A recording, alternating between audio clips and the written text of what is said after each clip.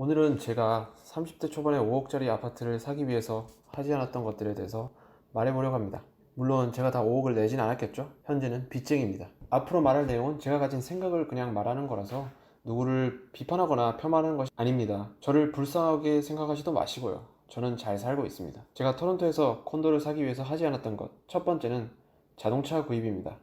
차가 있으면 정말 삶의 질이 많이 올라갈 수 있다는 걸 저도 알고 있습니다. 주말에 자동차를 타고 신나는 노래를 빵빵하게 틀면서 노래를 따라 부르며 드라이브를 갈 수도 있고, 가볍게 친구나 여자친구를 태워서 가까운 곳에 놀러 갔다 올 수도 있겠죠. 그 중에서도 가장 부러운 것은 코스코 같은 데 장을 보러 갈 수도 있고 한 번에 많이 사올 수도 있다는 겁니다. 저는 무거운 쌀이라도 손에다 들고 와야 된다는 점을 생각하면 정말 부럽습니다. 하지만 차가 있으면 드는 돈이 너무 많아서 30대가 돼서 주변 사람들이 불려놓은 자산을 보면서 조금 후회할 수도 있다고 생각합니다. 그나마 보험이 싼 한국은 조금 덜 차이 날지도 모르겠지만 캐나다는 일단 보험료가 살인적입니다.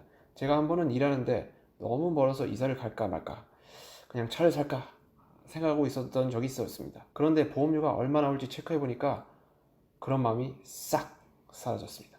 한 달 500불은 달라고 그러더군요.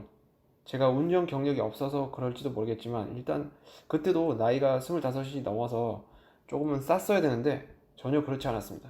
그때 반값으로 425불 정도 내고 있었는데 상식적으로 말이 안 된다고 생각해서 결과적으로 그냥 이사를 가게 됐는데 친구들의 도움을 많이 받아서 이사 비용은 거의 들지 않았습니다. 나중에 도와주거나 뭐 밥을 사거나 그 정도밖에 들지 않았어요. 저거 플러스 캐나다에서 유지 비용 한 달 평균 최소한 200불 정도는 나온다고 생각합니다. 한 4, 5년 탄다 치면은 그 안에 드는 뭐 보수 비용 이런 것들까지 다 합쳐서 말하는 겁니다. 기름값, 보수 비용, 유지 비용 다 합쳐서 말하고 있습니다. 주변 친구들을 보면 할부 있는 사람은 한 달에 1000불은 나오는 것 같아요.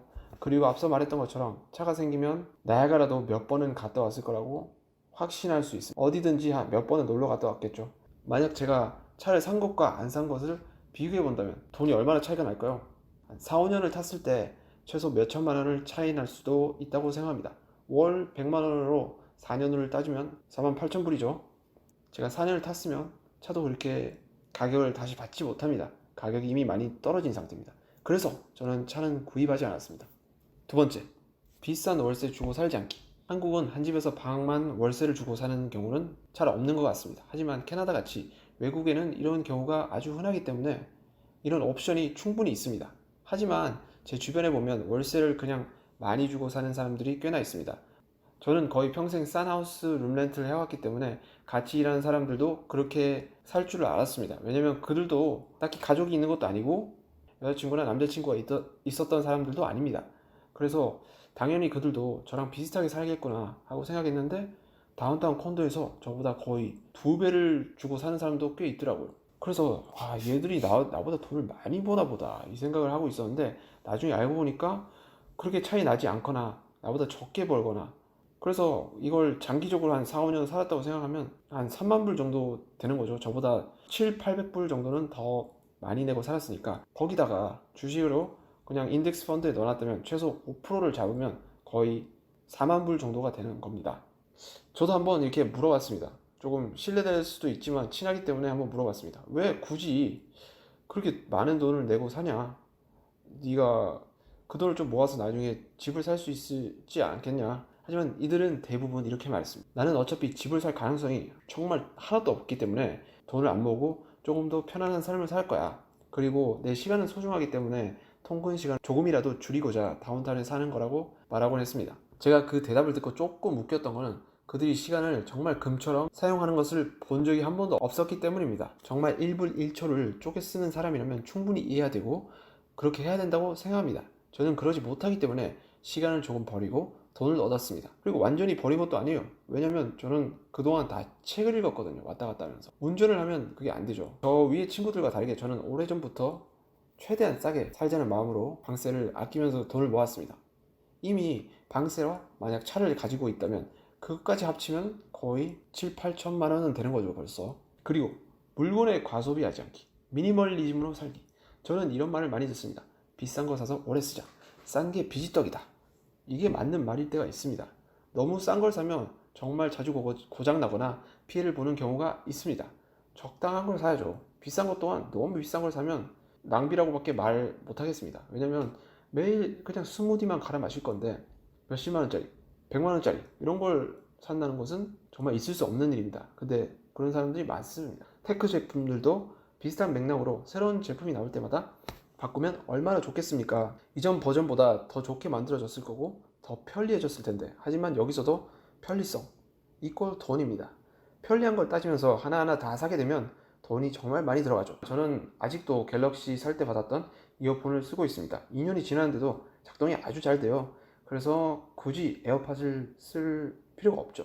주변에서는 다 에어팟 사라고 난리치고 있는데 저는 그럴 생각이 1도 없습니다. 왜냐면 이런 것들 사다 보면 하나하나 이게 또 사 모으게 됩니다. 습관이 되는 거죠. 그러다 보면 나중에는 빚만 남아있는 경우가 허다합니다. 또한 명품에 관심 끄기. 앞서 말한 맥락으로 저는 젊었을 때 좋은 브랜드를 안 입어도 깔끔하게만 입으면 그래도 사람이 없어 보이지 않는다고 생각합니다. 젊었을 때는 찢어진 청바지에 흰 티만 입어도 사람들이 삐뚤어진 시선으로 바라보진 않죠.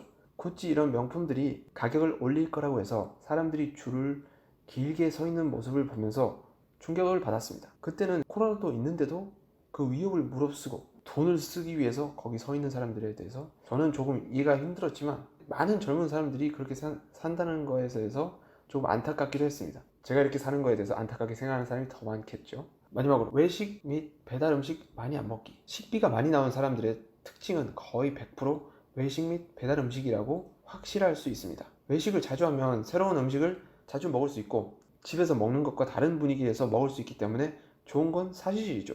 하지만 한번 외식을 하면 사람마다 다르겠지만 저 같은 경우에는 일주일 집에서 먹을 식비를 나가서 먹으면 한 번에 쓰는 경우가 되게 많습니다. 만약에 술까지 마신다고 치면 2주, 3주까지 나오는 경우도 있어요.